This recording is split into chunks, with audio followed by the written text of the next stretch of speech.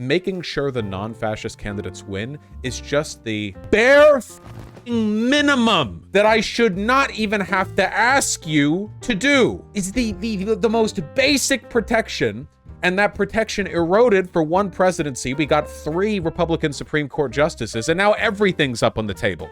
It doesn't fix the problem, it just gives us time.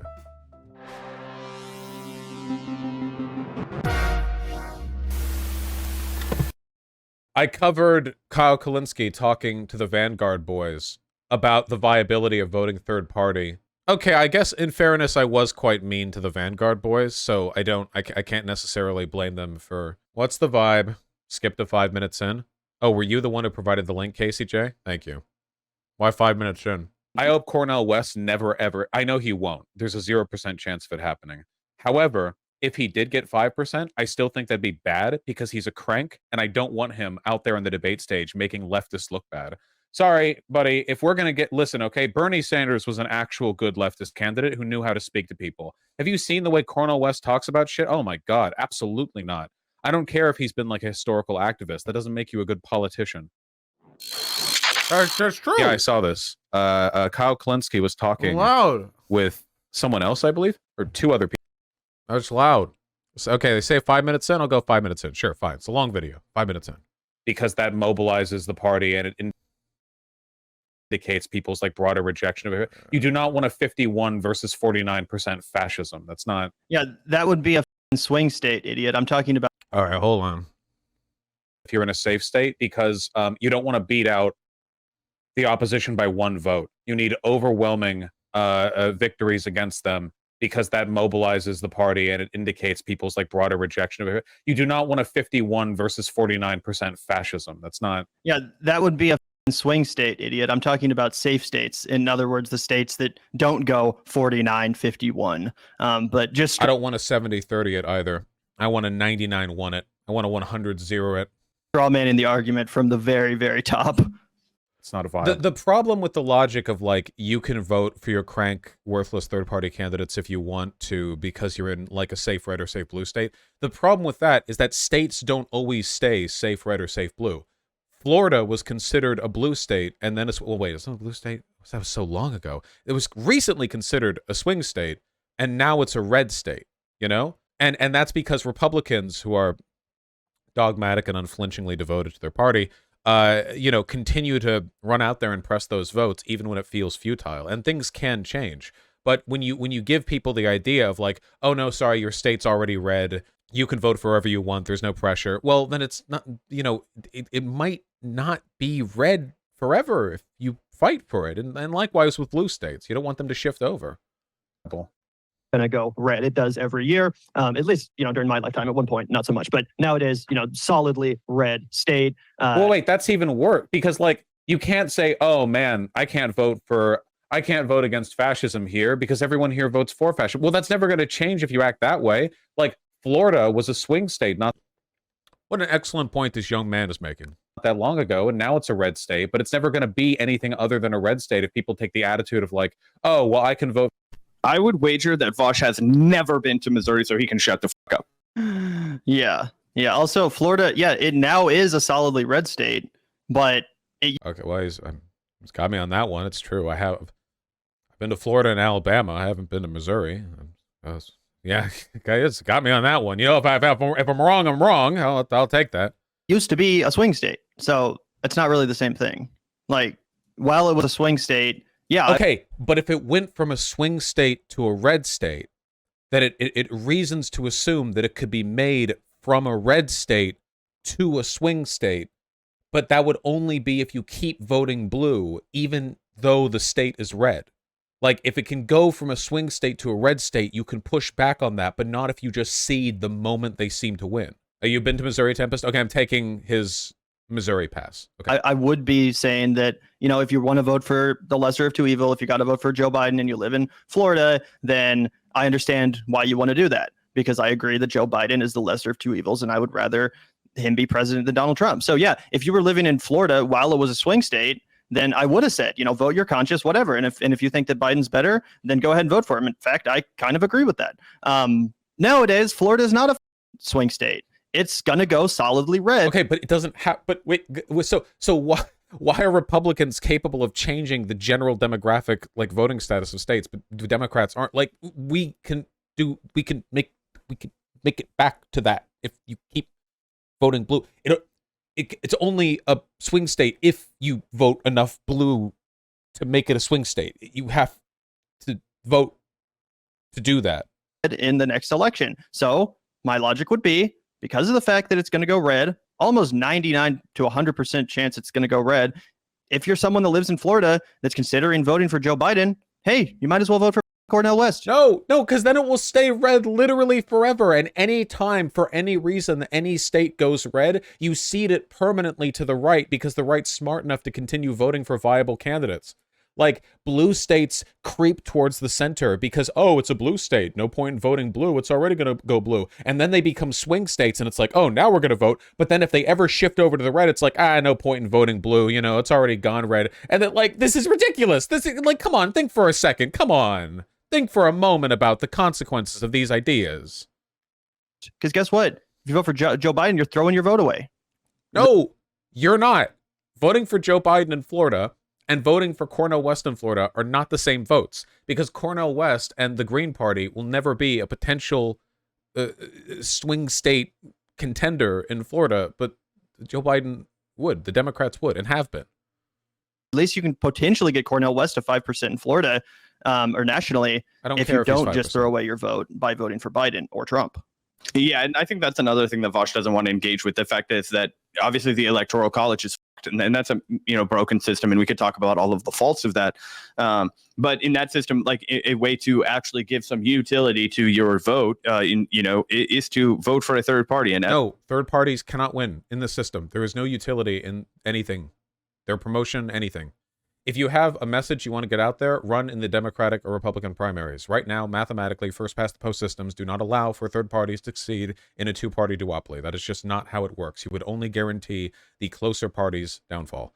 It's just not how it works. If you want Cornel West to actually make a difference, he should run as a Democrat, do well enough to get up on the debate stage for a primary, and then yell at Joe Biden for being a corneal neoliberal, Like, do that. Bernie Sanders shifted the policy discussion for the Democrats significantly to the left just by being a primary candidate. You can do that. I don't care about Cornel West making the Green Party stage, As Gavin pointed out, try and get them to 5%. I don't know. This is just the anarcho-Bidenism that we've always come to expect from a guy like Vosh. That's true. It's just like, you know what? We're already defeated. Let's just roll over and vote for the Democrats. And it's like, no, that's your argument. We're already defeated in red states, so we might as well just roll over and virtue signal with protest votes to candidates that can do nothing, that are mathematically incapable of doing anything. It's not a matter of we're defeated. I'm not defeated when I vote for Biden. That's the best possible option. I'm engaging in a legitimate system for preventing fascist takeovers, state and international, and state and national levels. It's not like the dream world that I want to be in, where I can snap my fingers and instantly fix everything by making socialism happen, but it's the world that I live in. And that's fine. Nobody gets to exist in the world they want to live in. You have to build it, Neo-Nazis that have worked in the Republican like campaign system for decades now have, not all of them, but a lot of them, been patient and quiet and bided their time and tried to support systems that would allow them to bring about their ideology. And it's just kind of shameful, I think, that American leftists seem to have a worse understanding of how to gain power as a radical in a system than Nazis, who are, to a man, stupid. Like, why? You're not at all interested in changing anything. You are not at all interested in thinking outside of the box. You're not thinking outside of the box by slamming your head against a wall. Changing anything. Jesus Christ. Yeah, you're definitely going to change something with your Cornel West vote. Come on, dude. Stop pretending that it's a matter of pragmatism to vote third party. It's a virtue signal. Come on. You're just going to turtle and play defense over and over and over again. I don't see how that's ever going to change anything. But on the offense with Cornel West. Man, come on. Why pretend? Why pretend? Are they live right now? They don't do stuff like impromptu the way that I do, though, right? Oh, they are live. Hold on. Oh, Marianne Williamson's there. Oh, they're not going to interrupt that. Oh, I hope they enjoy the conversation. I'm going to bother them after. But for totally ineffective third-party candidates now, because I have the benefit of living in a state where it doesn't matter and nothing's going to change, that's like defeatism. It's done. In my opinion, it's going to go to the Republicans no matter who I vote for. So I'm going to vote for Cornel West in the general election, despite acknowledging, and I think it is important for us lefties to acknowledge that, yes, Joe Biden is the lesser of two evils, and I would much rather him be president again than Donald Trump be president again. I think it's a huge red flag of a faux populist when you start hearing people like Jimmy Dore making the argument that actually Trump is the lesser of two evils, and he's that is literally less of a fascist. Just to be clear, that is of all the things he said, that is by far and away the dumbest shit I've ever heard him say. Yes. And for Sam Cedar to chime in and say, I'll debate him, I was watching that like, if he doesn't want to do it, I'll do it. I'll do it. Because that shit is, are you like, do you have any brain cells? Did they edit out the argument? Like, that's the thing. Like, he's a narrative humper and he's a terminal contrarian. So he has his narrative, which is like, actually, Democrats are the bigger evil. And it's like, if you follow the news at all in modern day, you would know for sure that it's interjected. And reject the lesser of two. What I understand is that everyone is a lesser evil. I don't know, like, this is settled science, man. Everyone is a lesser evil. That's what about Cornel West? Yes. Well, wait, no, he's a greater evil. Biden's better. I don't like Cornel West. How is Cornel West evil? Bro, he's not going to give the bombs to the Ukraine, Slavic Ukraine. They can't even engage with the idea. Everything is a lesser evil because whenever you're presented with a range of options, none of them will ever be perfect. That's not a real thing. There's no such thing as the perfect option where you literally solve everything at once. And you could find a good candidate and go, oh, well, he may be a good candidate, but he's slightly less charismatic. Or a perfect candidate would be 1 inch taller, which would increase their viability with the electorate by this much. Like, you could always do that. There's always a better candidate. There's always a better option. It's always a lesser evil argument. Yeah, even Bernie has downsides. Cornel West certainly does. Right. But yeah, how the fuck is Cornel West evil, bro? Like, I agree that it was unserious of him to launch as a People's Party candidate. And Zach and I have been honest about the fact that, yeah, probably not the best way to launch your campaign. It kind of does represent a bit of a lapse in his judgment for him to get on board with such a dysfunctional joke of a party run by a total grifter who's credibly accused of harassment and sex. I do think the Vanguard boys actually like believe what they say, as opposed to a lot of the other people who I disagree with on this. So I'm willing to give them a lot more credence because they're not like shamelessly and transparently grifting the way so many others are. Sexual assault. I totally agree. And Zach and I were honest about that. But the fact of the matter is that he did listen to his critics and he did make the right decision, which is why he's now running as a Green Party candidate, which is why he ditched the People's Party. And ultimately, when it comes down to it, he aligns with my politics. Like, he's a progressive running on a progressive platform. I think that. So this is exactly what I mean by virtue signal politics. Whether or not a candidate aligns with your politics is almost irrelevant when it comes to their viability as a politician. You found someone who agreed with you? Great. Search your comment section on YouTube. You'll find dozens, hundreds, thousands. What matters is, can they do that while also being a good, effective candidate? But like the fact that that's not even... See, when I'm asked what would my preferred candidate be, it would be someone who's capable of effectively bringing to action my preferred policies. But what he says is he aligns with my beliefs, which to me, like, this is putting the cart before the horse, you know? It's not hard to find socialists online, people who believe in the things that we believe in. It's very difficult to find them and also in them an effective politician. I don't think Cornel West is one. And I don't agree with all of his ideology either. Because of the fact that the Democrats are refusing to sanction an actual debate where candidates like Marianne Williamson get a real chance to contrast her vision with Biden's vision, I think it's all the more necessary for aggressive third-party candidates to come out here and say, hey, if you're not going to sanction democracy in the traditional way, in the way that Bernie Sanders was allowed to come up through, then what other choice do we have? What other choice do we have? Because if the only choice for progressives is to take 4 years off and run better candidates in the Democratic Party, that is the choice that you have. It's the same option that the far right has with the Republican Party. It's the same choice. It's not a fair system, but that's what you get. Joe Biden stand idly by while Joe Biden, gets recoronated, then I mean, that's unacceptable. I'm not asking for anyone to stand idly by. The funny thing is that they're the ones advocating you stand idly by, because what they plan on doing is voting for Cornel West, getting nothing done, then spending 4 years not having participated in the actual processes that took place. Total non-action, right? You can promote progressivism within the DNC. Is it perfect? No. Is it good? No. Is it bad? Yes. But it's also all we can do. That's not defeatism. That's literally just an assessment of the mathematical realities of third-party voting in a first-past-the-post system. And you have to engage with these systems pragmatically. I don't care to have discussions that are rooted in like anything other than a pragmatic understanding of how these things work. My goodness, you guys, the donations. All right, hold your horses. I'll read them after we do this video. Thank you. That's frankly unacceptable. And if this is the only way we have to move the ball forward and to keep progressive agenda items and talking points in the mainstream discourse, then damn straight we're going to engage in it. Damn straight we're going to engage. Oh, no, not that. Nobody's going to take Cornel West seriously, and nobody will hear his voice. He's going to get... Guys, what's the over-under on 100,000 votes for Cornel West? Wait, how much did... hold on. Green Party votes 2020. Okay, Hawkins. Here we go. Okay, total votes for Hawkins. 0.26% of the votes, or 405,000.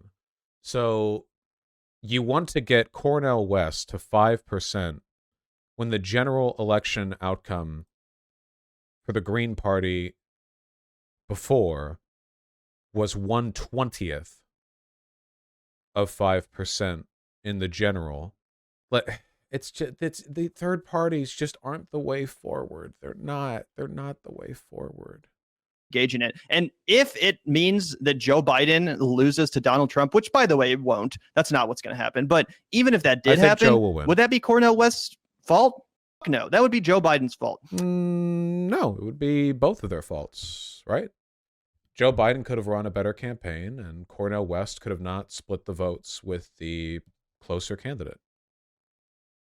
That would be Joe Biden's fault for being such a dog shit president that, you know, out of the infinitesimal fraction of people that came out to vote for Cornel West, think about all the people that didn't vote at all. Think about all the people that should have voted for Biden, that would have voted for Biden if he had done a good job, but didn't, because he didn't make their lives better in any meaningful way whatsoever. So they stayed home. That's not true. Joe Biden has made people's lives better. Again, like, competent neoliberal governance is still preferable to whatever Donald Trump was doing in 2016. The Inflation Reduction Act, you know, the child tax credit. There are a lot of things that he's done that have meaningfully impacted people. But this, you know, I agree that he could do far more. I'm not denying that. However, Cornel West will do nothing is the problem, right? Like, Biden has done stuff. Not enough, but some. Cornel West will do nothing. Convince no one. So why risk it? No, because they thought, you know, who gives a shit who's president? It doesn't change my life. It's all just a show anyway. Whether Donald Trump's in there or Joe Biden's in there, it doesn't affect my life. Now, am I saying that's true? No. I do think there's a difference between Biden and Trump. I think there is a very real difference. And like I said, I would rather Joe Biden be president than Donald Trump. But if Joe Biden cannot inspire enough people to turn out and reelect him, then that's not Cornel West's fault. That's simply not Cornel West's fault. And it's not anyone's fault to be. You're advocating against him, which is why you can't really make this argument. Like, I'm not, like, my problem here is advocacy for engagement in the third-party system, which you're promoting. I'm not making the argument that Joe Biden is the perfect candidate who is not at fault if he loses. I mean, I certainly laid on plenty of criticism of Hillary Clinton's campaign. She lost. But, you know, part of getting him to win, which is what I want, is keeping people from voting third party, which I consider to be ineffective and immoral, as I would voting Republican. After all, voting third party is just half of a Republican vote. Be honest, other than Joe Biden's. It's all of life is a lesser evil. Like, that's the whole, like, people are like, oh, well, I don't want to participate in voting for any evil. There's always an evil. It's like what you're essentially saying is, I'm going to cross my arms and not participate until the perfect thing arises for me. I don't want to put any work in. I don't want to put in any effort. I just want the We literally just advocated for a real person, Cornel West, and he's acting like Cornel West now doesn't exist. This is Cornel West erasure. He doesn't exist. He's not real. He's fake. Not very woke of you, Vosh. Right. And also, it's just not true. There's not always a lesser evil. There's not in the Democratic primary. Marianne Williamson, I don't consider evil at all. No, wait, okay. Lesser evil doesn't literally mean someone has to be evil. It means choosing the least bad choice. Like, people will say, which lesser evil do you want to do? Do you want to, like, go to the dentist today, or do you want to like go file your tax returns? Like people will just say lesser evil to mean the least bad of two options. I don't think Biden is evil. I think he's complacent primarily. I don't think that Marianne Williamson or Cornel West is evil. I think I think Marianne Williamson is doing far more personally than Cornel West is. I think she's pretty on the same page as me when it comes to like 95% of issues. I mean, and where I disagree with her, I don't think she's motivated out of evil. I don't think she comes to a different position than me on whatever issue because she's a bad person. No, I just think we have a slightly different understanding and different experiences which have informed our analysis. Same goes with Bernie Sanders. I mean, I voted for Bernie in the primary in 2016. And Bernie's a lesser evil because he's not a perfect candidate, which means that there are hosts, there's a host of compromises, considerations, flaws that you have to take into consideration when voting for him. I accept those, and I recognize that of the evils, of the bad choices before me, he is by far the least bad, or at least was. But that's just how choices are made. And in 2020, I didn't consider him evil. That was the easiest vote I ever cast. I see, Tempest. I'll let them have some time with their chat, but maybe we will talk to the Vanguard boys. I don't think they like spontaneous discussions the way that I do, though. Sprinted to the voting booth with a smile on my face, ready to cast my vote for Bernie Sanders. So no, there doesn't have to be a lesser evil. There's not always a lesser evil. Sometimes there is, which is why I personally won't vote for candidates like Joe Biden. But that's just a basic litmus test, in my opinion. That's just a basic litmus test because, like I said, you just can't compare someone like Bernie Sanders or Cornel West to Joe Biden. Stop pretending like these are the same person. Joe Biden, as I said, architect of mass incarceration. Dude put my friends in jail. You know what I'm talking about? He voted for the Iraq War. Guess who didn't do those things? Bernie Sanders and Cornel West. So yeah, that's great. Does it mean that Cornel West is going to get more done? No. He's a third-party candidate. It's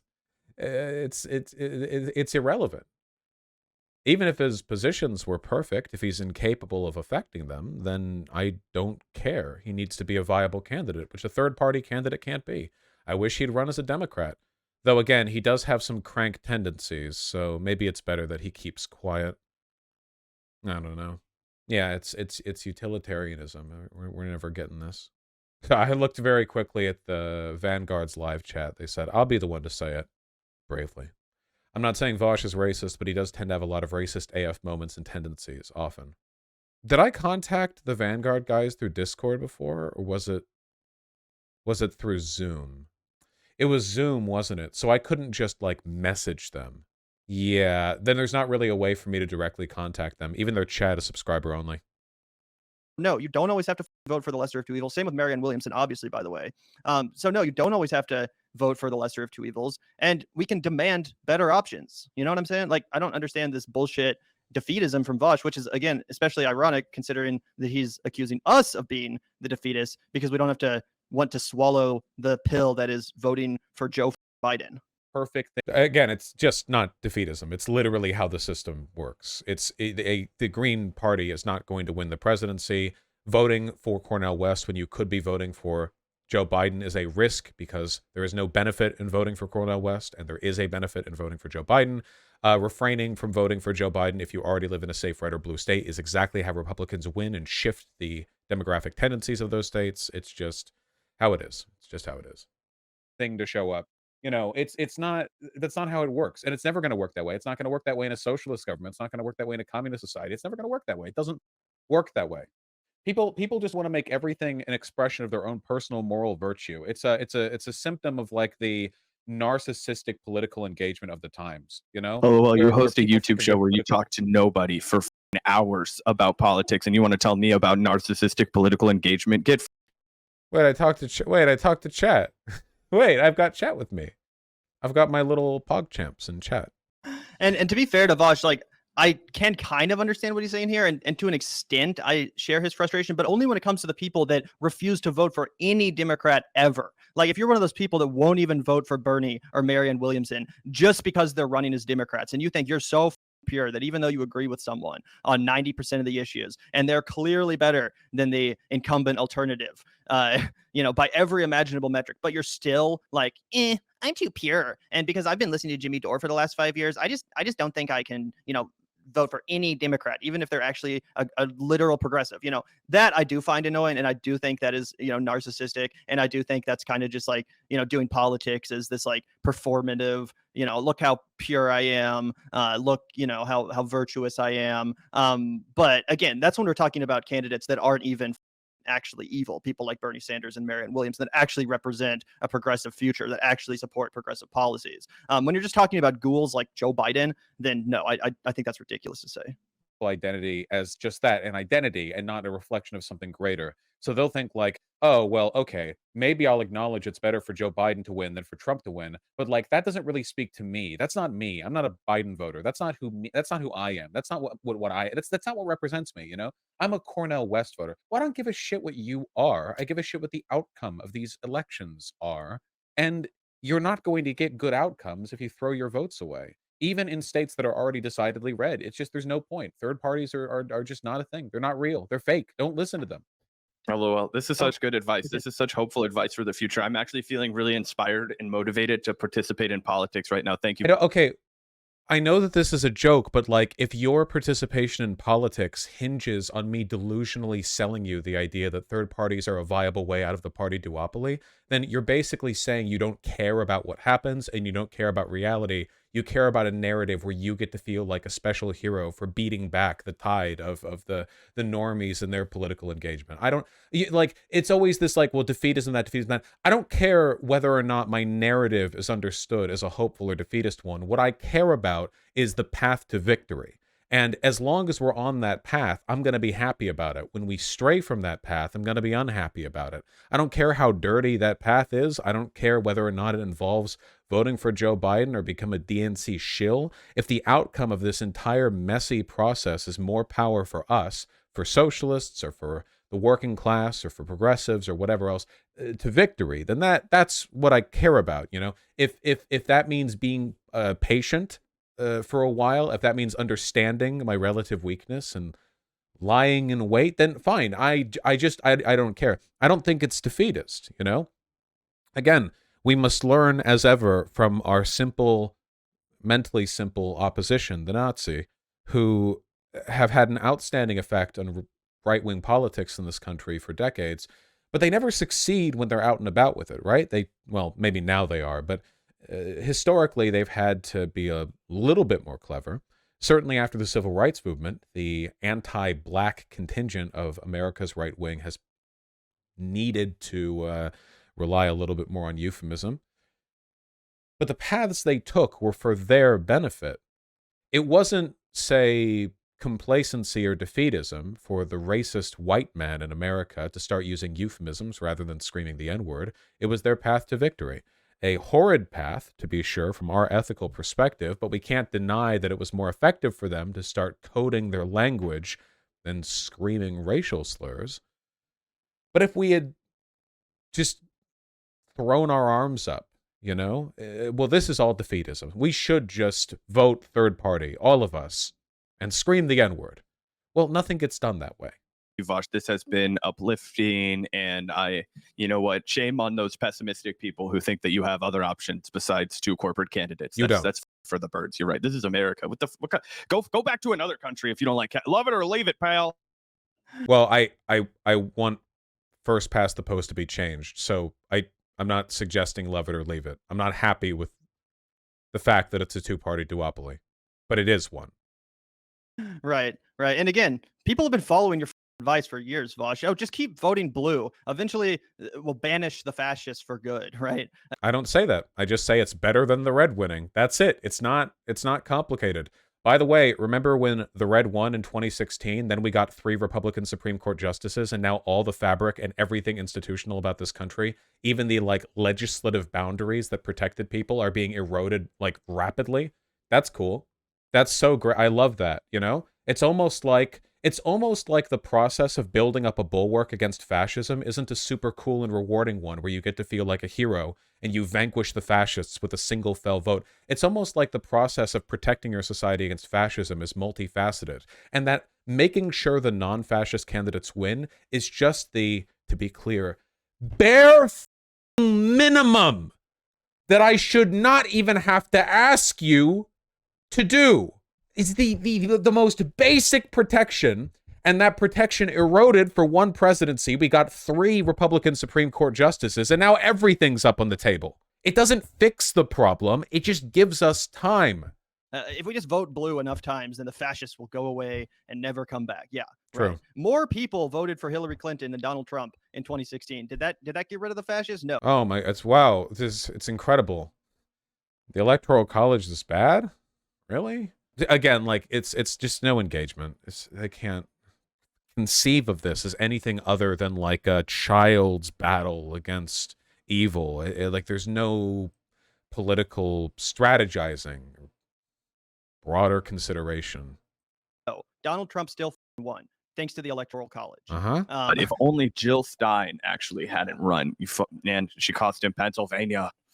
Or cost her Pennsylvania. Right. So yeah, the people followed Vaush's advice in 2016. We got fascism. What?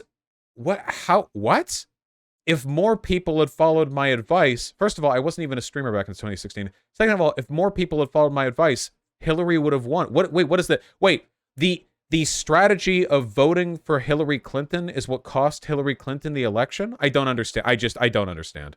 This is flailing. It's inept flailing, an inability to engage with the ideas, the arms wave, the wacky inflatable tube man you see outside of car dealerships. What is this? Now, not only does voting blue not break the corporate duopoly, it also leads to red winning. Now, come on. People followed Vaush's advice again in the last election cycle. Joe Biden did win that election, but guess who's back? Donald Trump. Wow, it's almost like it doesn't end the problem and just buys us time. And the one time in recent years that we failed to successfully build a bulwark against fascism, we immediately had significant losses both culturally and judicially. Okay. So apparently voting blue does not actually banish fascism. No, it doesn't. Apparently fascism is just going to come back every single election cycle for as long as we continue to tolerate this bullshit duopoly where we're given 2 fake choices and told to vote for the lesser of 2 evil every single time in order to push back fascism. Oh, just got This is one of the things that makes me know for a fact that I'm right. It's when the opposition can't actually engage with your arguments. If you make arguments and they're not responded to directly, like they have to keep like, oh, well, Vaush is saying this will fix everything. When have I said that? Come on. When have I said that? You know I don't say this. This would be as bad faith as me saying, oh, you think that voting for Cornel West is going to fix fascism. But notice how I'm not doing that. When I criticize them, I'm criticizing them directly on the idea of even engaging with third parties, not assigning to them the belief that it'll instantly fix fascism, because I'm engaging with what they believe in good faith. I'm targeting their actual beliefs. Push it back one more time, which is yes, keep pushing it back. Yes, what do you mean? Yes, if the tide of fascism is bearing down on you, yes, you do keep pushing it back one more time unto eternity. Forever. Yes, you keep doing it every time. You're casting your vote once every 4 years, okay? Can we please stop pretending that you're like being signed up for an 18-hour shift at the coal mine for the rest of your life? Come on. Seriously? Yes, that is what you do. They have to lose no matter what. No matter which one of us wins, they lose. That is the necessary outcome. The difference between a Bernie Sanders or a Cornel West presidency and a Biden presidency is infinitesimally small when compared to the difference between a presidency run by us and a presidency run by them. They need to lose. Oh, yes, always. I'm sorry if it requires work. I'm sorry if it's not always superheroic and you don't always get to be the big special boy. Obviously stupid given the fact that Democrats also represent fascism as well, just maybe of a slightly more milquetoast variety. No, they don't. That's not what fascism means. They represent neoliberalism, which is an ideology associated with liberalism, which is the precursor to fascism. In many cases, it's not itself fascism. But yeah, continuing to engage in the duopoly and refusing to protest the duopoly is not going to get rid of fascism. That's been made. No, but it holds it back if you vote for the right side. Evidently clear. And that Trump is the lesser of 2 evils. That's ridiculous. So yeah, I do live in a safe state, and I would actually take it further than you, Kyle. You said if someone lives in a safe state, then you think it's totally fine to vote for a third party or Green Party candidate. I will never get over how ridiculous I look when I'm brushing my beard. I really need to get over fidgeting with my beard because I don't mind doing it while streaming because I don't give a shit. But looking at it in retrospect, I have a beard brush on my desk. It looks so silly, you know? So it's stimming. It's not stimming. Because I do stim, and it's not this. It's actually that I have a really, really, really irritating pattern of beard growth, where most of my beard growth is in a consistent direction, but right here, it's always right here. There's one specific spot where my beard hair growth direction turns, and I always feel like the hair there is bristling against like my skin in the wrong way, which is why, and I fluff it, and then I like mess my beard, and then I'm like, oh, now my beard's out of order, so I like brush my beard. But as for stimming, I literally have a fidget cube right here. You just never see it. So it's you know, so not a meaningful difference, but a difference I'll reaffirm anyway. Don't you have hand warmers? I mean gloves? One of the side effects of taking Adderall is that it can reduce blood circulation to your hands, which can make your hands very cold. But it's been years now, and I've mostly gotten over it. So my hands don't feel that cold relative to the rest of my body. Though they do feel kind of cold right now. I'll turn the AC off. Why do you take Adderall? Because I have ADHD. I would actually go further than that. I would say if you live in a solidly red or solidly blue state and there's a Green Party candidate as good as Cornel West on the ballot, then you almost have no excuse not to vote for that candidate, right? Because if you're living in Missouri or California on the flip side of that, then your vote is meaningless, honestly. And let's be honest about the president. It's not. What if you believe that? Okay, if Republicans believed this, then Florida would have never become a red. That's completely ridiculous because Florida was never a solidly blue state. Florida was a swing state. Now it is a solidly red state, but it was a swing state, not a solidly blue state, which is what I'm saying is. Okay, so if all of the Republicans in Florida now started going, oh, well, we're going to vote for third-party candidates now, it would go back to being a swing state, right? It's a good thing Republicans don't really do that. Well, the Libertarian Party still does get a decent number of votes, but they're kind of getting captured by the Republicans anyway because of the Mises caucus. Yeah. The kind of state that's safe to vote for Cornel West in if you don't want to have to worry about potentially splitting the election. Then like how do you get it back to being a swing state? Florida went to Obama twice. Yeah, guys, look here. 2008 Obama election map. Remember the world we once lived in? Look at that sweep. Whew. Look at that Florida. Look at those 27 electoral votes. Oh. How do you if you want to bring back Florida, you can't just give up. Imagine if all the Republicans, because of 2008, they were like, oh, no point in voting for Mitt Romney and then Trump again in Florida because it went to blue. So you know, like that's ridiculous. Just vote for the candidate who's actually going to win. You know. Your time to banty about is in the primary process. That's what it's for. Why wouldn't Cornel West run as Democrat? Why? Well, he has bad political instincts, as evidenced by the People Party fiasco. So, are we getting a shot in at the Vanguard? No, they ended the stream. Okay, so no. Sorry, guys, no live engagement. Can't interrupt the discussion with Marianne Williamson. That'd be silly. Florida was never one of those states in the first place. It was traditionally a swing state, basically for my entire life up until the Trump era. Well, he would argue that Missouri is also technically a swing state, is I think what he's getting at. So like he would say that it only recently became firmly red in Missouri also. But I just think if this had been 10 years ago, then I wouldn't be saying that I lived in a solidly safe state. I would be saying that I lived in a swing state. So if the status of a state can change, wouldn't that indicate that you should... Okay, I've made my point here, but I don't know how they're not getting this. I don't understand. Like it's like a self-evident conclusion that you would have to arrive at, which is that if you give up the case the moment a state is safe in either direction, you cede it. The blue states will become swing states, and swing states will become red states, and then you'll no longer fight once the red states because might as well fight right third like. Just like if I had lived in Florida 5 or 10 years ago, I would be saying that it was a swing state too, not a safe state. I'm talking about states like California. California is going to go blue, 100%. Or Alabama. Like if you live in Alabama, it doesn't matter who you vote for. It definitely is not going to go for Biden. But if all the Democrats and all the Republicans in California and Alabama, respectively, voted third party, they wouldn't be safe states anymore. So you might as well vote. Ronald Reagan won California. All right. If the candidate was literally the governor of that state, then maybe that changes the calculus. But I think everyone knows what I'm saying. I'm not talking STL, about states like Florida. So that should be obvious to Vosh. I think he's intentionally straw manning my argument here. I'm talking about states that you know which way they're going to go. I am talking about that, and I'm not straw man. I'm addressing that. I'm talking about safe states. And by the way, as far as swing states are concerned, do what the hell you want. I'm not telling you who to vote for. I'm not voter shaming you. I am. I am. It is a political. This anti-voter shaming shit is actual brain poison. Why would you not? If you have political prescription, if you think it's bad for some political outcomes to happen, you should voter shame people. Why wouldn't you? What is this voter shaming thing? Oh, you're politics shaming me. That's when you shame someone for their politics. Yes? Happily? For fun and for profit, bitch. What do you mean? Obvious. Yes. What? Regardless of what decision you make. As I said, if you decide to pull the lever for Joe Biden because you think he's a better president than Donald Trump would be, then I sympathize with that decision. That's what Zach decided to do last time around. And you don't see me giving Zach shit for that. I think that was a reasonable Why not? Do it. Tear each other apart. I don't care. Do it. Why not? Fight me.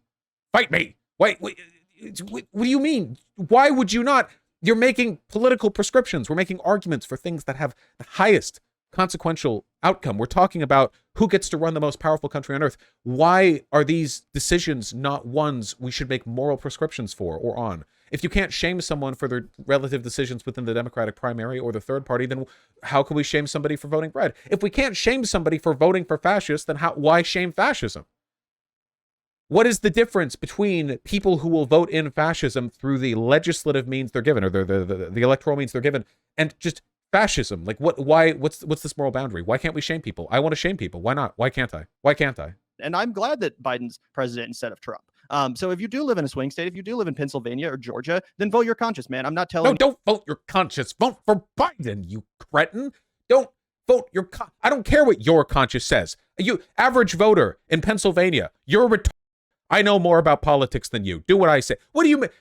What is this? What, vote your conscience? What, so like a racist? Shit like, oh, well, my conscience is I don't want my white daughter dating no black. Oh, well, I'm going to the voter. Yeah, you want that guy's conscience? Make an argument.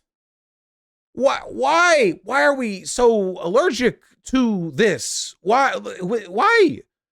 You would have no moral problem shaming a person for going to a rally and beating up some queers, but you'll tell that man to vote his conscience at the voting booth? Why? I don't want him voting his conscience. I want him voting my conscience. That's how morals work. You make prescriptions based on your values.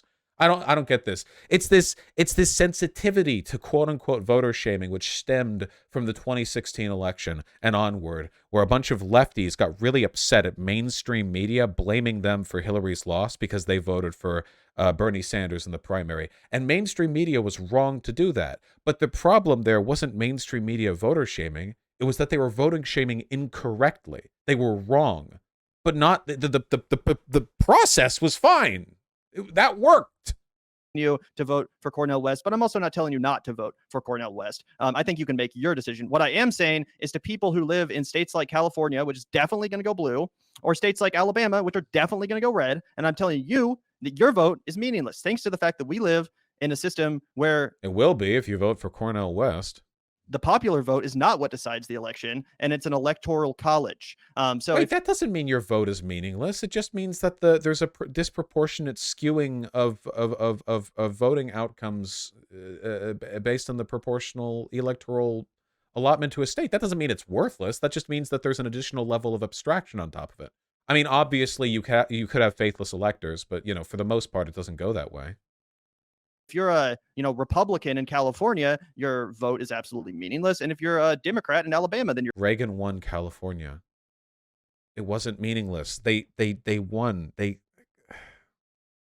vote is absolutely meaningless. Might as well vote for a third party. I will just add the caveat that I don't personally believe that Howie Hawkins was the kind of candidate. Yeah, even in Alabama, first of all, in California, there are Republican winners in like local areas. They had a Republican governor in Schwarzenegger. And in Alabama, what happened to Roy Moore? As much as Alabama wanted to vote in Roy Moore, pedophile, on account of that special election, who was the person who, why am I forgetting? It was like 51-49 against the Roy Moore. Doug Jones, that's it. 50% versus 48.3%. If you took these chuckle fucks advice and didn't vote because it's Alabama, it doesn't matter. Like, I don't get it. I don't get it. I know these aren't presidential elections, but like, you can't not participate. Candidate that a guy like Cornel West is this time around. So I feel like if it had been, if Cornel West had run against Joe Biden in 2020 as the Green Party candidate, I might not have voted for him just to, because I now I'm getting the chat. No, it's okay. I get you guys. That's okay. It's because I'm paid by Big Pharma. Safe state, then you think it's totally fine to vote for a third party or Green Party candidate. I would actually go further than that. I would say if you live in a solidly red or solidly blue state and there's a Green Party candidate as good as Cornel West on the ballot, then you almost have no excuse not to vote for that candidate, right? Because if you're living in Missouri or California on the flip side of that, then your vote is meaningless, honestly. And let's be honest about the president. It's not. What if you believe that? Okay, if Republicans believed this, then Florida would have never become a red state. Like, it's like defeatism politics here, It sure is a damn shame that the right keeps getting all these big gains by ignoring the philosophy that we use, which gets us nothing ever. Let's just give up. No, how do you think you're going to build infrastructure for political activism on an electoral level in these states if you're doing so through like this skewed mishmash of third-party candidates? We need the DNC to be working well in Florida. We need the DNC to be working well in Missouri, and you're not going to get. Okay, this is ridiculous. This is the last straw. This guy thinks that the DNC is gonna. What do you think the DNC is gonna do, Vosh? They're just gonna open up chapters where you go to. What do you think Cornel West is going to do? Your Democratic Party meeting, everybody gets together, sings Kumbaya, and votes on what the initiatives are going to be. That's not how the thing works. You take a state like South Carolina, Vosh. You know what the DNC does when they decide that they have a candidate that they want? So what was that guy's name? Jamie Harrison, I believe was his name, right? You know what the funny thing is?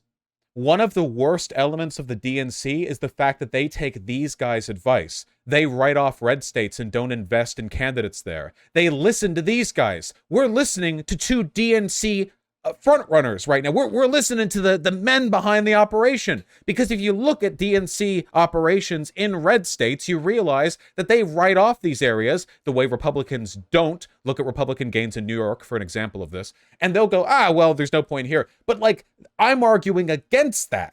The Democrats should continue to invest in every state, not just continue to pour money into California, New York, and a couple of swing states to appease their financiers. I'm arguing the other, but the DNC has listened to their advice. They've gone, well, it's a red state. Why even bother, right? But it's a self-fulfilling prophecy. Republicans were smart enough to continue investing in areas where it didn't seem as though they had a very strong hold. And they invested heavily in swing states and continue to, as the DNC does, but they don't lessen that grasp, the moment they feel like it's hopeless. They keep trying. They're smarter. Yeah, the Democrats are limp-wristed. I'm arguing for action here. They spent, I think it was the most expensive Senate race ever. Well, I can't, Senate race cost. I don't even want to be wrong. It was millions and millions of dollars, for sure. 130 million. Yeah, he spent $118 per vote in that race. Jamie Harrison spent more than $130 million en route to losing to Republican incumbent Lindsey Graham. That's what the DNC is going to do, pal, because they're not going to put up somebody inspiring. What do you think? The DNC is going to open up shop and be like, you know what? I think that a candidate with the inspiring politics of Bernie Sanders could really raise the ruckus in a deep red state like Missouri. I wonder if there's any relationship between the DNC not promoting progressive candidates and progressives not working within the DNC. Nazis work within the RNC, and for some reason, they keep getting Nazi candidates that get institutional support, like popping up all over the country. And wow, who could have thought the Democrats keep just promoting neoliberal candidates when only neoliberals participate in their systems?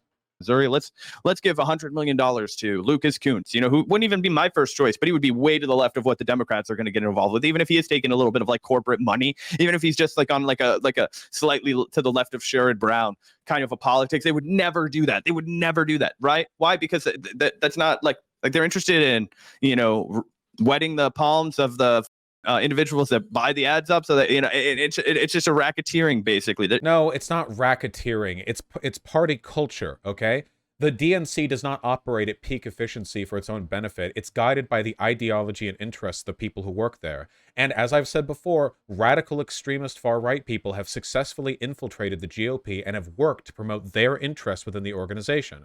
We saw it with the Tea Party candidates. We've seen it with the MAGA and QAnon candidates. They have effectively infiltrated and used the framework of the GOP to their own benefit, oftentimes to the detriment of GOP donors. Peter Thiel has said he's not going to donate to Republican candidates anymore because he doesn't like the MAGA crowd. The QAnon stuff spooked off a lot of investors. But you know what? They kept doing it anyway, because it turns out that as much as the GOP loves money, that's not like a uniform 100% guaranteed a determining factor in what they're going to end up doing. There's a lot that goes into it. Likewise with the Democratic Party, during the Clinton years, the Democratic Party was 100% neoliberal down to a man, and now there are plenty of local and even some national candidates who I would fairly consider progressives, even if they're not socialists like me or whatever, right? Like, they're not perfect, but they're definitely a lot better.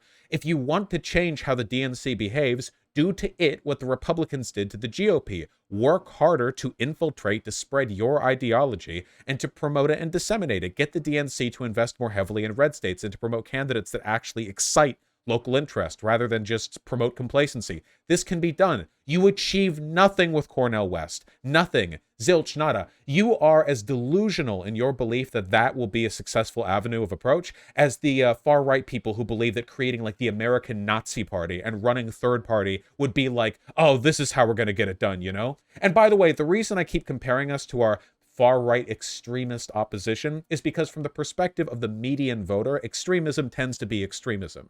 And the tactics for making extremism palatable to the voter, even if in our case extremism means you don't go bankrupt from, you know, getting a boo-boo in a car accident, and their form of extremism involves genocide, fundamentally, we're talking about political change and the widening of the Overton window, okay? And it will not work. Every effort to shift things rightward through some kind of extremist third-party Nazi nonsense has failed, whereas their infiltration of the GOP has succeeded. So I think that we should be a little bit smarter, we should think a little bit more strategically, and we should try to shape the politics of this country in a way that will actually benefit the working man. Unlike voting for Cornel West, limp dick virtue signal voting that makes you feel like you're a lone warrior against the duopoly, when in reality you're doing nothing. You're participating in the same system of cope that has existed for hundreds of years. The losers party, the kids table at the adults affair where you get to go and say, I voted for a real candidate, to a bunch of other people who get to say, I voted for a real candidate, and you all died having accomplished nothing, okay? This isn't defeatism, it's realism. It's an understanding of how politics functions, and I don't think there's anything wrong or morally incorrect about acknowledging that and working with that. And this isn't an impugning of either of your intelligences. It's not. Sincerely, I just think your perspective on what is and isn't good politics has been shaped heavily by a internet-poisoned and politically ineffective narrative. It's conditioning. It's socially determined. I just don't want to be the smuggest person in the concentration camp. You know, I just don't want to feel like I was the most principled person in the gas chamber. I don't care. I don't want to be the most principled guy in the concentration camp, okay? I want to be the most politically effective guy in a working class society. I want to live in a proletarian state where I get to reflect on decades of decisions I've had to make, not all of which I felt great about, but all of which I believed in, which led us to this point. That's how politics works. Nobody got shit done by being a hardline, naive idealist who refuses to participate. Even leftist revolutionaries like Lenin and Mao made what I would consider to be severe ideological concessions, even prior to taking power in government, concerning the operation of their militia, the people they were willing to work with, the targets they took. There's no clean path. There's no clean path.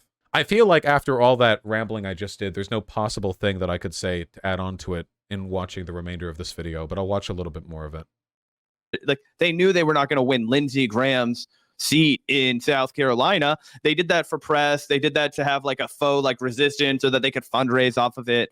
All kinds of shit like that. So this is what happens if you take Vosh's advice. If the DNC is just gonna open up shop and they're gonna really uplift the people of Missouri, and then all those Mark Twain reading Ozarks women hillbillies, they're gonna get right up and lifted and vote for Joe Biden, eh? No, that's not how it's gonna work, Vosh. 100%. Right. And, you know, you say that jokingly about the Democratic Party opening up chapters in a state like Missouri. But the fact of the matter is, it's not third-party voters. You can't. I don't know.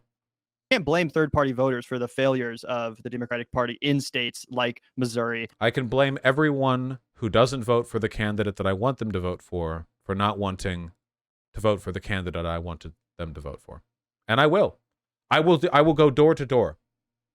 I will find the Appalachian coal miner who has been failed by the government for 63 years, and I will look them in the face and tell them, you vote for Joe Biden, you piece of shit. I will find every single impoverished black family in Mississippi, and I will go door to door, and I will tell them, for your benefit, vote blue. I don't care. In states like Kentucky, which recently did vote blue, to blame third-party voters for the fact that Republicans have taken over in states like Missouri is asinine, completely ludicrous. The fact of the matter is the Democratic Party has abandoned states like Missouri. It has abandoned states like Missouri. Interesting. They've abandoned red states. I wonder whose advice they were taking. Written states like Missouri and Kentucky off as, you know, unwinnable states full of a bunch of redneck hillbillies who are never going to elect a Democrat, which obviously is not true. If you go back not that far, states like West Virginia, states like Missouri, and whoa, red states, if you go back not that far, weren't red states, and there might be some value in convincing people in these states to vote. The votes do matter there. You know, Kentucky actually did go blue quite a bit when the Democrats were more of like an economically populist, labor-oriented party. It's only more recently, since the Democrats have kind of become a more like party of coastal elites, that those states have turned. What is it? Wait, hold on. What is this narrative? The Republican Party represents wealthy people more than the Democratic Party. Wait, don't buy into the Republican narrative. Democrats have never been like proletarian. They've been more worker-oriented than Republicans for the past 80 years or so on average, but not entirely. And the overall like disinvestment in unions and labor rights has been a shift across both parties. What you're talking about is a shift in propaganda, not a shift in reality. Red. So again, to blame third-party candidates and voters for states like Missouri turning red is completely asinine. It's very reminiscent of TYT blaming trans activists for Democratic politicians losing their elections to Republicans. It's like, no, What? How is blaming trans activists for losing elections the same as blaming people who not voted for you for not voting for you? Third parties have no power. Third-party voters have no power. They make up an infinitesimal fraction of the voting electorate. If you want to blame any voters, blame the ones that stay home. Blame the like 50% of the country that doesn't even bother to get out of the bed and go vote. I will. Why are you blaming people I do. Why are you blaming the people that did decide to go to the polls and cast their vote? Those are the people that actually are participating in our democracy. What about the people that stay home? Not that they should be blamed. Obviously, people have good reason to have apathy towards electoralism. But if you're going to blame it, they're wrong. Their apathy is incorrect. There is a meaningful difference in the quality of their lives between a Republican and Democrat victory. They're wrong. They're wrong. And I'll blame them for it. Yeah. Anyone, the percentage of non-voters far outweighs the percentage of third-party voters. So maybe I'll consider get both. Yeah. Flip from red into like a Cornell West Green Party deal, okay? You're going to get, you need to build the infrastructure. Like the right does this. 5%, Bosch, 5%. 5% nationally, a whole pie. 0.25% last election. One vote in Missouri. Also, I don't care. Even if he got 5%, what would that do? Nothing. Even though, of course, it's not going to go to the Green Party, idiot. It's still your vote still counts to giving them national funding, which I think is a reasonable and respectable goal. And even if Vosh doesn't share it, even if he's like, you know what, I am going to vote for Joe Biden, I'm not going to vote for Cornel West because of his association with the People's Party or whatever reason Vosh decides to go because he's not going to give enough money to Ukraine or whatever. I would never vote for a third-party candidate. I would never. Absolutely not. Under this system, it is a duopoly. If the system changes, I'll vote for another candidate. But under this system, it's a duopoly. That's how it is. They're mathematically an L in this system. Like at least our vote will have a purpose, and his purpose will be. See, that's it. That's the narrative they care about. The purpose, you know. My vote may do nothing, but at least it's the revolutionaries' vote. Yeah, it's the cope table. It's the babies' table. You get to sit in the baby seat with the babies. You know, we may not be at the grown-ups' table where they're actually doing politics, but at least we made the narratively satisfying choice. Get Joe Biden back in office to do all for another 4 more years and probably die and leave us Kamala Harris to inherit. No thanks. He's not been doing all, but yes, that's preferable to fascism. When the right wants to build power in a state, they don't just fling a bunch of shit into it. They build advocacy within that state. Like, look what happened to Florida. And if they want the Republicans to be more or less radical in any given issue, they participate within the systems that get them power. They don't just like sit there waiting. Well, you just said voting Green parties is useless. How would this be different from voting in a safe state? What do you mean? There need to be as many people as possible voting for a repudiation of fascism. It's not enough that fascists lose. Voting for Cornel West is the definitive repudiation of fascism. Voting for... Oh, they're doing the meme. I said, I'm not going to strawman them and pretend they believe voting for Cornel West is defeating fascism. And then he's like, well, actually, voting for Cornel West is defeating fascism. Joe Biden is a signature. It's a cosign on fascism. That's true. Yes, it's true. When you vote for Joe Biden, the only candidate who can beat Trump in this election, you're actually voting for fascism. Whereas if you vote for a candidate who will do nothing, you're actually right. Yes, of course. They have to be defeated. Presidential election, unless you live in like one of 6 or 7 states, the vote you cast for president is one of the most meaningless things you're ever going to do. And because of the Electoral College, it doesn't matter. Notice how Republicans never say this.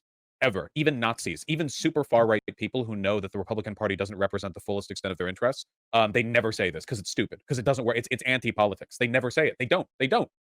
Honestly, unless you live in Georgia, right? At this point. So I think that that's something that needs to be said. And I wish that more people would understand how meaningless their vote for president is, because if more people employed my logic of, well, if I live in a state that's definitely going to go red or definitely going to go blue, so therefore I might... The DNC applies your logic and it fails us in these states. Well, just vote for the Green Party. I think if more people realize that, then the Green Party by now would have reached that 5% threshold. If more people applied that logic, then those states wouldn't be safe blue. Then the red would have won. It's not a parliamentary system. The Greens and the Dems don't form like a coalition percentage on who wins. And you idiot. I'm mostly talking about people that don't vote because of the fact that they're in solidly red or solidly blue states. You know. Okay. If you have a person who would vote blue in a solidly blue state, but then they don't, and if enough people do that, it's not a solidly blue state anymore. And if you're in a red state, where if all the Democrats or all the left-leaning people rose up and voted blue, they could actually get a swing state going again, and they don't, then it will always be a red state. So the system ensures red states stay red, blue states don't necessarily stay blue. It's not good. As a country, we love to shame people for not participating in democracy, but can you really shame someone for not participating in democracy when they already know which way their given state is going to vote? Yes, happily, for fun, to anyone. I will learn sign language so I can explain to the deaf that they're being retarded for not voting, even if they're in a safe blue or red state. I don't care. I said, if you live in California and you're a Republican, then when it comes to the presidential election, it literally doesn't matter. They won in Reagan. Same thing if you're a Democrat living in Alabama or something. Like, it simply doesn't matter. So my point is that if more people, if more non-voters who are so, depressed and apathetic about electoralism for good reason, that they just stay home because, again, it doesn't really matter who they cast their vote for. If more of those people realize that, hey, actually, there is a way to vote that will have meaning. And even though, it's not going to make Cornel West president, at least I can be contributing to a larger, bigger project, something that perhaps within my lifetime. Yeah, well, at least, it may not do anything or achieve any goal, but at least I feel, it's feeling politics. Oh my God. It's incredible the cognitive dissonance necessary to impugn voting in a safe blue or red state because it's meaningless, but then to argue for voting for a third party, even though they know he won't become president because it's meaningful because ? Can actually become a serious political force. That actually gets people to come out to the polls. And guess what? If you're inspiring a bunch of super far left Cornel West voters to come out to the polls, guess what? Chances are those people aren't just going to be voting for president. They're going to be voting down ballot. And that means they're going to be voting for other lefty candidates down ballot. People that are running for state senate, people that are, maybe running for like city council, whatever other elections are going on, ballot initiatives, a lot of Democrats? Because I don't give a shit if they're voting for the Green Party city commissioner. States are having like abortion ballot initiative, stuff like that. So to get a bunch of left-leaning, progressive-minded people that, support a socialist platform, to get those people to the voting booths on election day is great. That's a great thing. Even if they're not going to vote for Joe Biden. Just make them vote for Joe Biden too. They're already there. Might as well get them to make the correct decision. Voter turnout isn't much lower in safe red, safe blue states. Oregon has the same turnout as Minnesota. Yeah, it's just, I guess you're more likely to vote if you're in a colder state. Huh. How odd. Actually, this is very interesting data. I'd have to think about this for Yeah, just it's virtue signal politics. It's not. We're almost done with the video. Chances are they're going to vote for a bunch of other progressive Democrats down ballot. That's what I always do. So I think it's just ridiculous to voter shame people. And again, I'm not talking about people that are already voting for Joe Biden. If you're already living in a state and you already have your mind made up, I'm a vote blue no matter who, I'm going to vote for Joe Biden. Okay, whatever. Like I said, I'm not really in the interest of voter shaming people or even changing their mind. If you do live in a state and you feel strongly that you'd rather Joe Biden be president and you want to keep him in office, then go for it. Have a field day. You go do that. I'm not going to stop you. What I am saying though is to the 50% of the country that doesn't vote because of the undemocratic nature of the Electoral College, which basically prevents them from having any sort of a say whatsoever in our Okay, can we be real? The main reason why people don't vote isn't because they have a problem with the Electoral College. Most Americans don't know what it is. The main reason people don't vote is because they're lazy or stupid or apathetic or disengaged. Let's not pretend that the average apathetic voter is somebody who has this wizard's understanding of the American political system and has concluded after extensive research that their involvement is not worthwhile. No, that's not true. It's because we are shouldered into complacency, and because it's just a lot of people just have a lot of stuff going on. They just don't think about it, or they don't care. These aren't informed decisions for the most part, okay? Talk to the average American about politics. People are shockingly ignorant. Everyone is. It's incredible. And they should be shamed. Or I should say more accurately, I'm using shaming here, I guess, a little bit flippantly. To be clear, if a person is making an argument for voting for the wrong candidate, i.e. anyone who isn't Joe Biden, I will argue with them. If they consider that shaming, then that's shaming. I will disagree with them. I will say I think that is wrong. But what I really want is for people to vote for Joe Biden. And obviously, for the vast majority of people, that doesn't involve running up and shaming them. It actually involves making good arguments to them. And I can make a myriad of good arguments for voting for Joe Biden. And I have, and I do, and that's my channel. And I'm paid billions to do it by the U.S. State Department. But it's really just about maximizing voter turnout in the correct direction. The shaming thing is a euphemism of their creation, not mine, though I think it's funny to play into it. Presidential election process, I'm telling those people, actually, you can have a difference. If you go vote for the Green Party, that is actually throwing away your vote less than it would be to vote for either of the duopoly candidates. That's my point. In any given district. What do you think? If more people follow that logic, Republicans would win every time. That wouldn't be good. This just doesn't work. Just please stop treating politics like an expression of your own personal character. It doesn't matter and nobody cares. Please stop. I'm a Cornel West voter. Great. I don't care. I don't care. I don't care. I don't care. Nobody cares. He does, though. He made a whole segment about. Please. He does have me on that one. I do care in a purely negative fashion. Is necessary to get federal funding. And that's another reason why I'm very committed to getting Cornel West to 5%. I think that, yes, ranked choice voting is massively, massively important and that we do need to work on. I hope Cornel West never, ever, I know he won't. There's a 0% chance of it happening. However, if he did get 5%, I still think that'd be bad because he's a crank and I don't want him out there on the debate stage making leftists look bad. Sorry, buddy, if we're going to listen, okay, Bernie Sanders was an actual good leftist candidate who knew how to speak to people. Have you seen the way Cornel West talks about shit? Oh my God, absolutely not. I don't care if he's been a historical activist. That doesn't make you a good politician. So true. Oof, bad take from Vosh. What are you talking about? Cornel West is one of the most moving orators in all of American politics, right? Because you're already a leftist who agrees with him. He's absolutely not. That's massive cope. The average person does not. Okay. This is freaking completely ridiculous. An abomination of. I don't even have words to find to dispute. What are you talking about? Have you ever heard of this? What do you mean they go up there and make people look like a crank? Bernie Sanders could barely talk at all. He was up there being like, when I was. What? Bernie Sanders was an obscenely popular candidate who shifted from independent to Democrat to run in the primaries, came incredibly close to beating Hillary Clinton, and the entire time managed to shift the platform leftward. He struck a perfect balance of optimistic activist speech and pragmatic politician speech, so much so that he was effective even in speaking to Republican voters. What do you mean?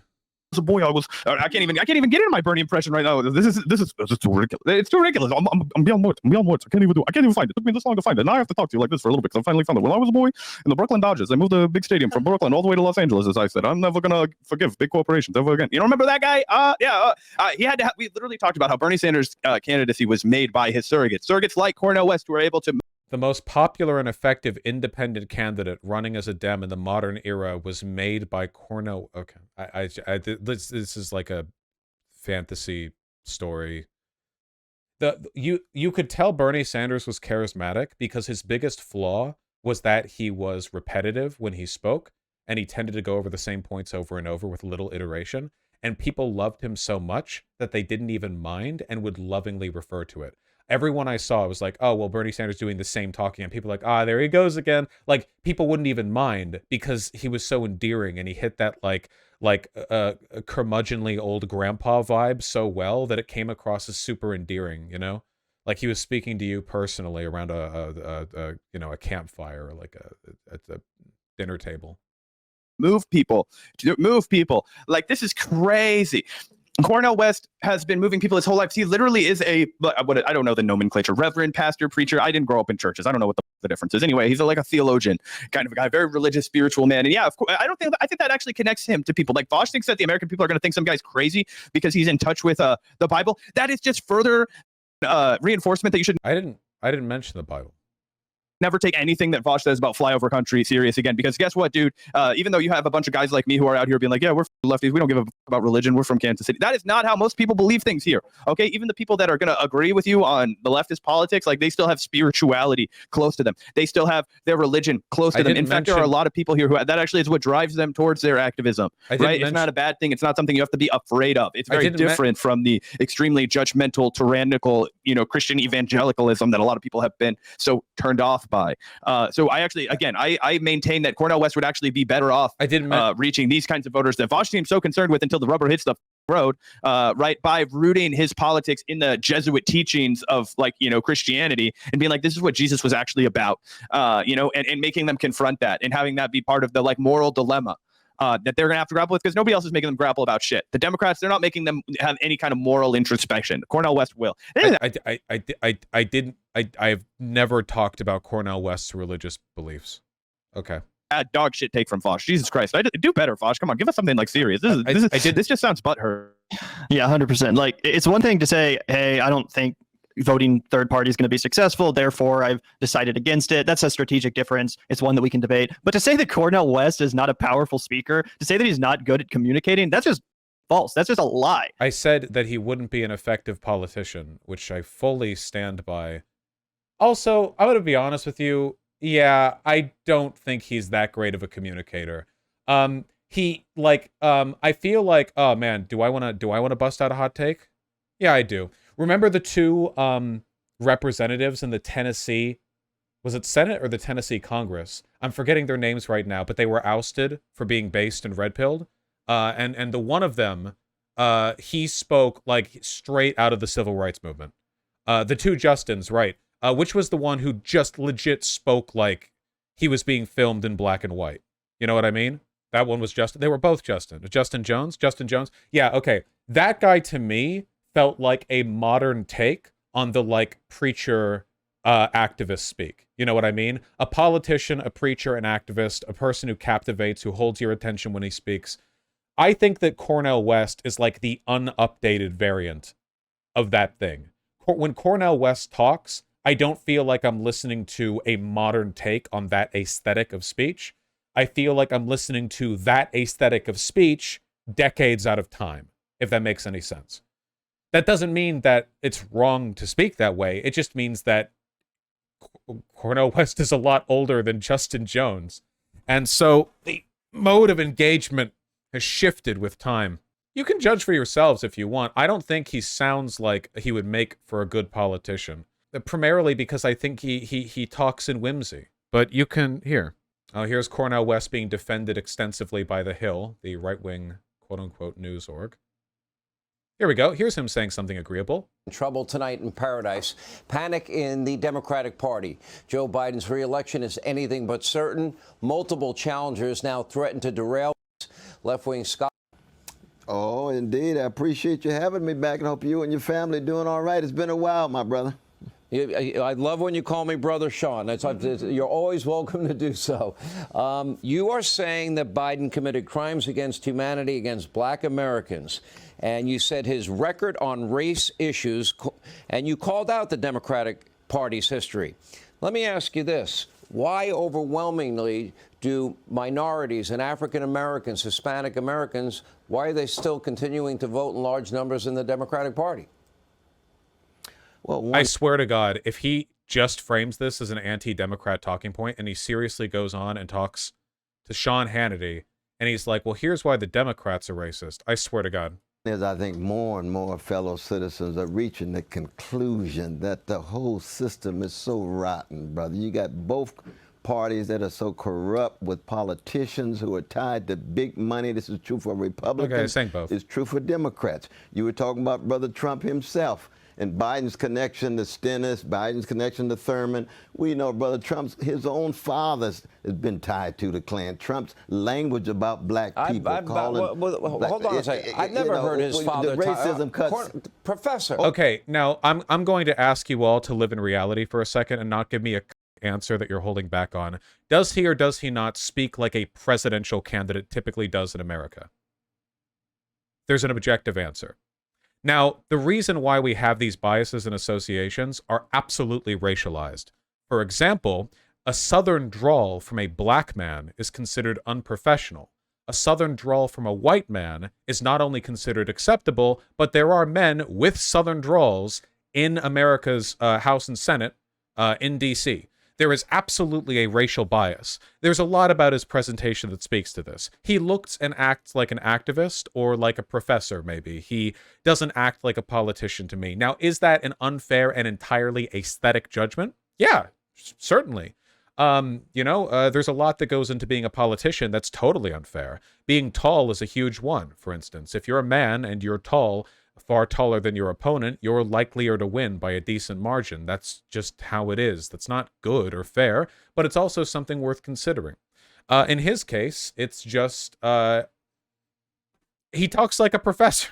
He talks like a professor. He talks like an aging activist. He doesn't like, I love Slavoj Žižek. Exactly, Papa Draft, perfect. Slavoj Žižek. I love Slavoj Žižek, except for the trans stuff. I don't think Slavoj Žižek would make a great politician. For like 50 reasons, for an innumerable number of reasons.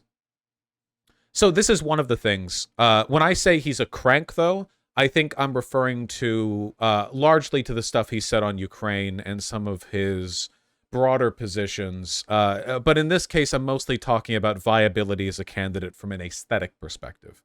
Skip to 538 to listen to Justin Jones speak. Did you guys know that there is a state? No. Thank you. Mr. Speaker, I want to welcome the people back to the people's house. I want to welcome democracy back to the people's house. A little further in. That time itself is ready for a change, that time has come back here in Nashville, Tennessee. That truth crushed to the ground will rise again, that what you intend for evil can be used for good, to restore the heart of democracy in our state. And so I come here to stand with my constituents, with the people of Tennessee, to say that no unjust attack on democracy will happen unchallenged.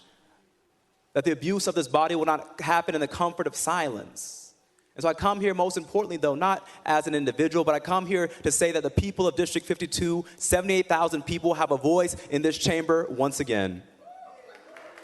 He's a very charismatic guy. Anyway, this segment has dragged on for so long. Let's conclude it. That's blatantly incorrect. And to call him a crank when he basically has the same platform as Bernie Sanders, he takes it a little bit further in the anti-imperialist direction. I don't think Bernie was like talking about, abolishing NATO, but that's not a crank. Yeah, that's a crank position. Yeah, no, that's a crank position, by the way. That is actually. It is. And his positions on Ukraine. Crank position? That's not a crank position. That's just being an anti-imperialist. No, it's not. But again, you can disagree with that. But to call him an ineffective communicator that makes the left look bad, are you kidding me? It is, without a doubt, the fact that Cornel West is a better communicator than Bernie Sanders. Now, obviously, Bernie Sanders had more political experience. That's just not true. I'm sorry, that's not true. I've listened to both of them speak plenty. That's just not true. That's ridiculous.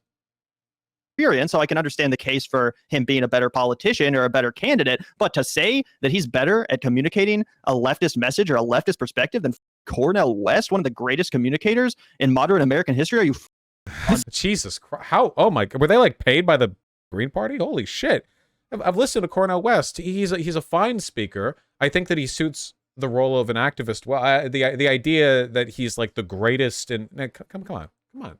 The same guy that's about to tell you to vote for Joe Biden wants to give a lecture about communication skills. Give me a break. Put a sock in it. Joe Biden won. the purpose of the communication skills is the ability to win, and he won. I don't praise Joe Biden for his communication skills. Don't want the Republicans to win. All right, well, that was exactly as productive as I imagined it would be.